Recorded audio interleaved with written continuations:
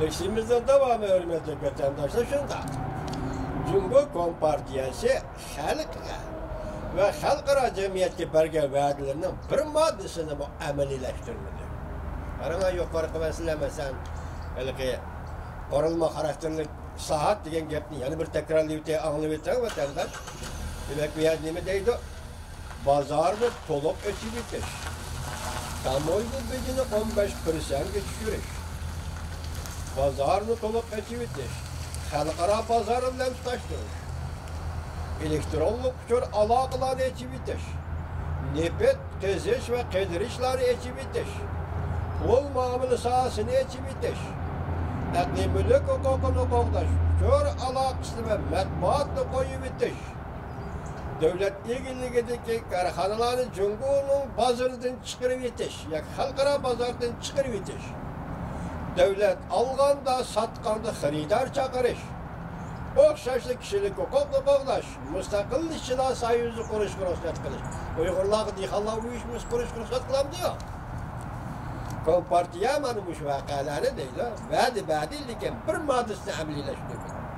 Aksine Cumhur Tehama köp atalmış kanunlarını tüzüp çıkarıp, mesela dini itikat kanunu, asabiylik kanunu, Uygur buluş kanunu degende kanunlarını işlep çıkarıp, aksine Cumhur Tehama köp atalmış kanunlarını tüzüp çıkıp, özünün berge vadilerine karşı çıkıldı. Mesela, internet eçibitilgen cemiyette kem balsı bulmaydıgan asası kurulmuştur. Lekin Cumhur Kompartiyası halkının oygunup gitişinden korkup, ottra müdafiye güreş ve geçenler ottan müdafiye güreş sistemini selem aldı.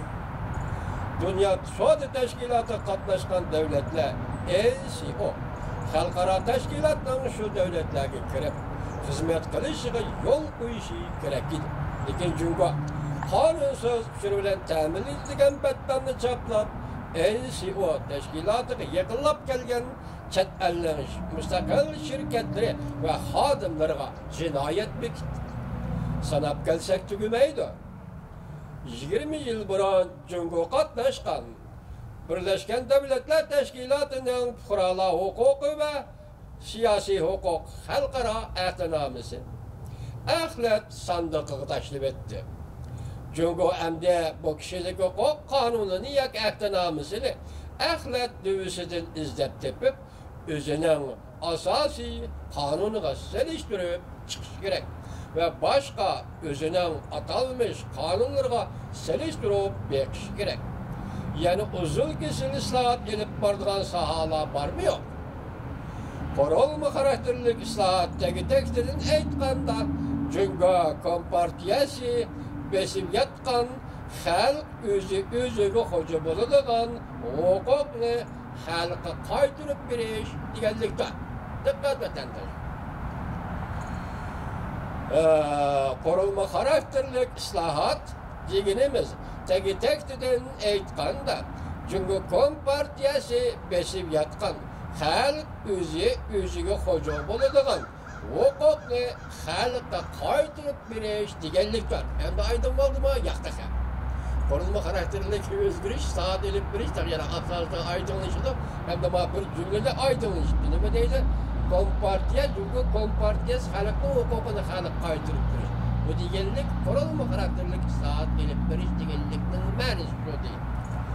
Bu saat Kompartiyanın hukukunu kaydırıp eliş digenliktir. Bana götüreyim sen sandırtıval değildir. Bu korunma karakterlik özgürüş, yaki saat elip biriş digen gep Kompartiyanın konudan hukukla kaydırıp eliş digenliktir. Öyle yani. Kompartiyanın kapazgı solap bu yoş digenliktir. Bu tarafın var ki öyle yani.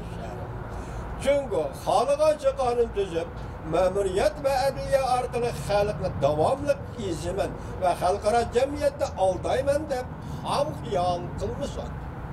Caviyat Efendi'nin yazgan makalesi bana o. Uygurlar yakın durduğun bir hanzu amel, hanzu imkirat. Çünkü halıganca kanun tüzüp, memuriyet ve adliye arkalı halkla devamlı izimen ve halkara cemiyette aldaymen de ham hiyal kılmış var.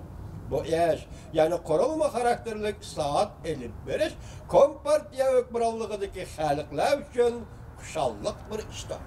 Yaxşı bir işdir. Mesela Kompartiyanın rejimi diktaturası asıl yaşavatkan meyli Xitay olsun, meyli Uygur, meyli Tibet olsun, Muşulav çek etkandı bu iş. Yani kurulma karakterlik saat elip bir iş, bu kuşallanarlık bir işler. Bunda yaxşı iştir, xalqdan xabardar bo'lishni to'sib qilish yo'lsizlikdir. Bunda yaxşı işten xalqdan xabardar bo'lishini to'sib qilish yo'lsizlikdir. Qo'llamaslikmi hech qanday sabab topqilib bo'lmaydigan ishdir. Va Jungo xalq uchun intayin muhim ishdir. Kurulma karakterlik saat elip beriş Jungo'ni. Hozir Amerika besim işiltibatgan birden bir mahiyetlik siyosat. Dikkat edin. Lekin Jungo Kompartiyasi Xavay şirketining o'g'irlik qilmishlarini o'ylab ko'rmadi. Dunyoni zilzilaga solgan Mingmanju voqeasini texmi haddidan oshdi. Ichki jihat millatchilik kayfiyatiga qudrat bo'lib qoldi. Qulug'ini yetib elib yoki yo'pirib elib, qo'ng'iroq o'g'irlab va buni Akivroy bilan birlashtirib, eng oxiri Jungo o'zini halokat g'arga ittirib keldi.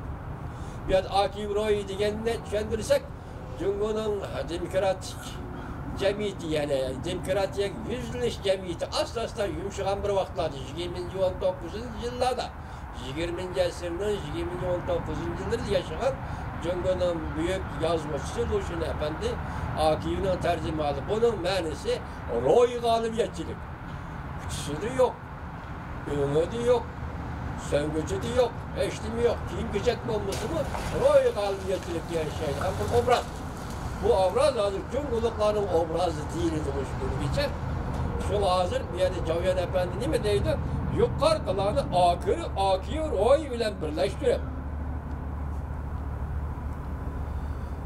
Akivroy bilan birlashtirib, eng oxiri Jungo o'zini halokat g'arga itadi deydi.